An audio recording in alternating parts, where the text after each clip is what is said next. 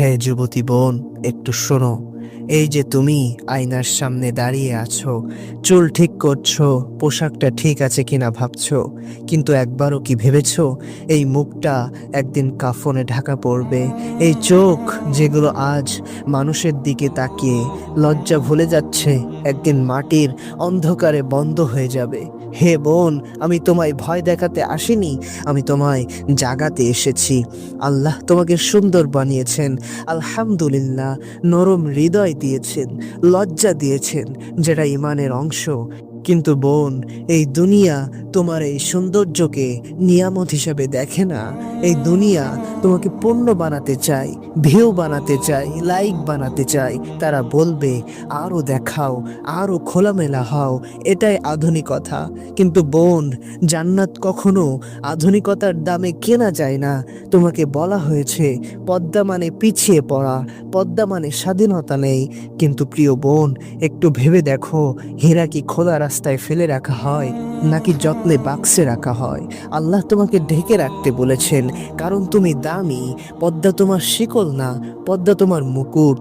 যে চোখ পর্দা মানে, সেই চোখই জান্নাতে তাকাবে।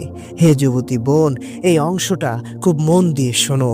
সে বলেছিল আমি তোমাকে ছাড়া বাঁচব না, কিন্তু আজ সে কোথায়? হারাম ভালোবাসা শুরু হয় মিষ্টি কথায়, শেষ হয় কান্নায়। সে তোমার সম্মান নেবে, তারপর বলবে আমার পরিবার মানবে না। কিন্তু বোন, যে ভালোবাসা আল্লাহকে বাদ দিয়ে শুরু হয়, সেটা কখনো শান্তি দিতে পারে না।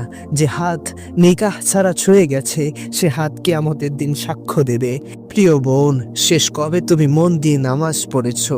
ফোনের সময় আছে, সিরিজের সময় আছে, চ্যাটের সময় আছে, কিন্তু আল্লাহর জন্য সময় নেই।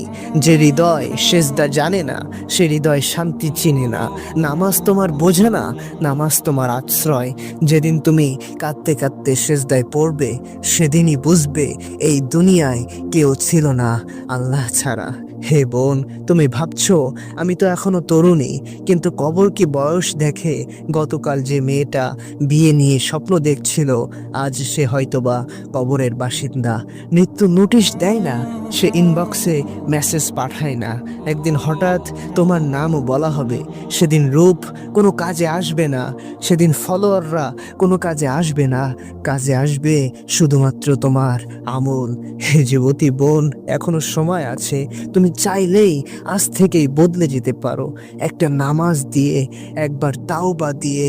আল্লাহ তোমার শত্রু নন, তিনি তোমার রব। তিনি তোমার রব। তুমি যত দূরে যাও না কেন, তিনি তত কাছেই।